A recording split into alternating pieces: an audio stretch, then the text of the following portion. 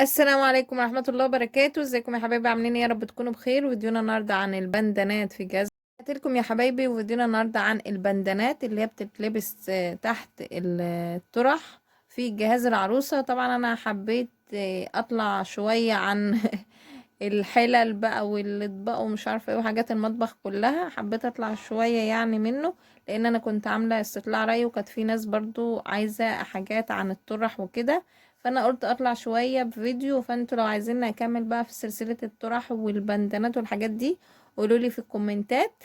طبعا هنبتدي اول حاجة ايه؟ البندانات طبعا ايه البندانات؟ بتبقى انواع. اول نوع انا جايبة اللي هي البندانة اللي هي بندانة سوري. دي اسمها بندانة سوري.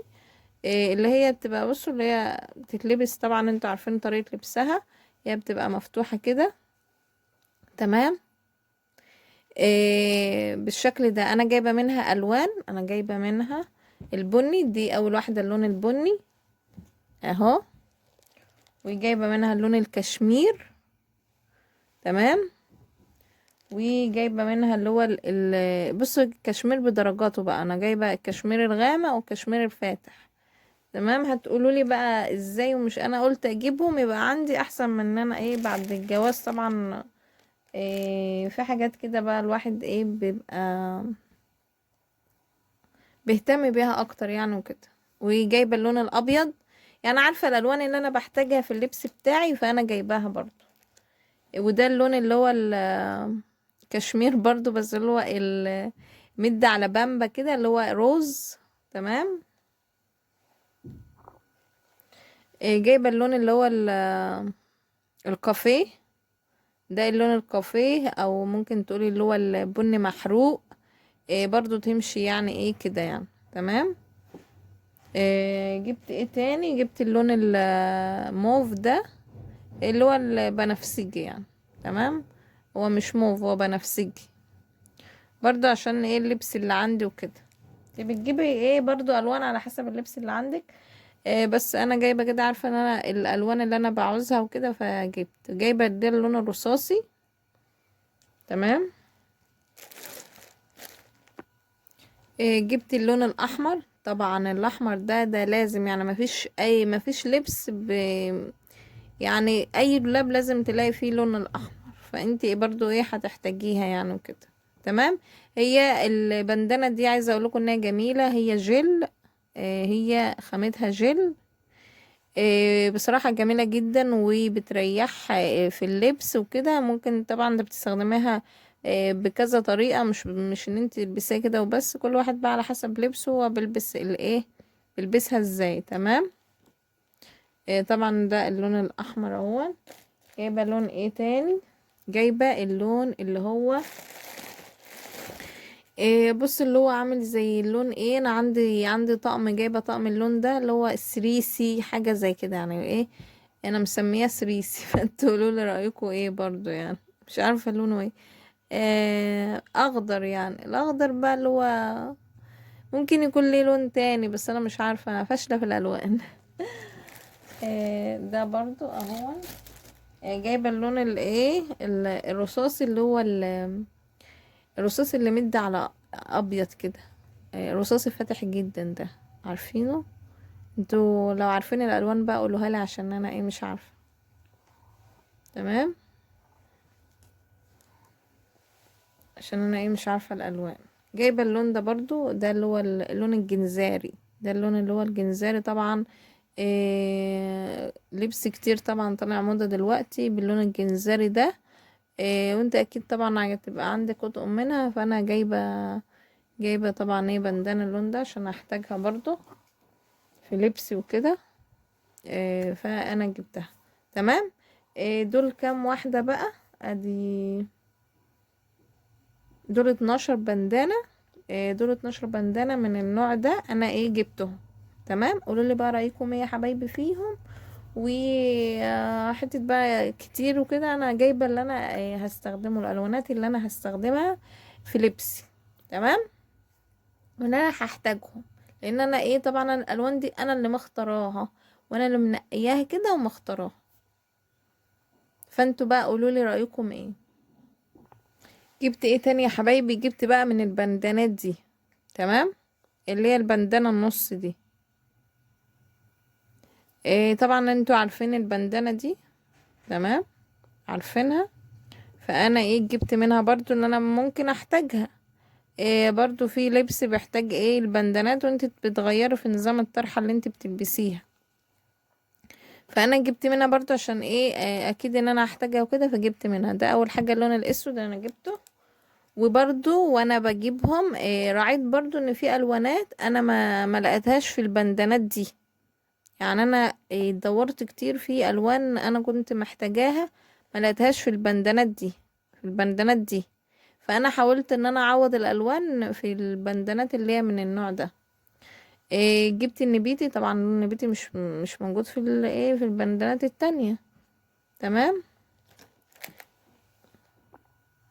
جبت اللون ده برضو. اللون ده اللي هو بصوا اللي هو اخضر، بس اللي هو الاخضر غامق جدا. ده اللون اللي هو ايه، بصوا اللي هو اللون تحس ان هو لون الجيش كده مش عارفه اسمه ايه، لولي برضو لونه ايه كده، تمام. جبت اللون ده اللي هو البامبا، اللي هو الكشمير. هتقولي لي متكرر، اقول لكم ان في طبعا على حسب بقى انت الدرجه نفسها، هي متكرر بس مش نفس الدرجه، مش نفس الايه الدرجه، تمام. جبت برضو اللون ده برتقاني. ده اللون ده برتقاني. طبعا مش موجود في الايه في البندانات التانية برضو، مختلف، تمام. جبت اللون ده. اللون ده بقى اللي هو الكافيه. ده اللون اللي هو الايه الكافيه. انا بحب اللون ده جدا، حتى بحبه في اللبس. بحبه يعني، تمام. جبت بقى اللون الابيض برضو ان انا احتاج، لان في حاجات كتيرة اوي بلبس لها طرح بيضة وكده. ببقى ايه ده اللي انا ممكن ان انا اظبط عليه، يعني بتتلبس كده تظبطي عليه بس حرف الطرحة، ممكن ما تبينهوش اصلا يعني، انت تظبطي عليه حرف الطرحة. فطبعا كل واحدة بقى هي ايه بتلبس البندانات بقى بطريقة معينة ومختلفة، تمام. فانا جايبة من دول ايه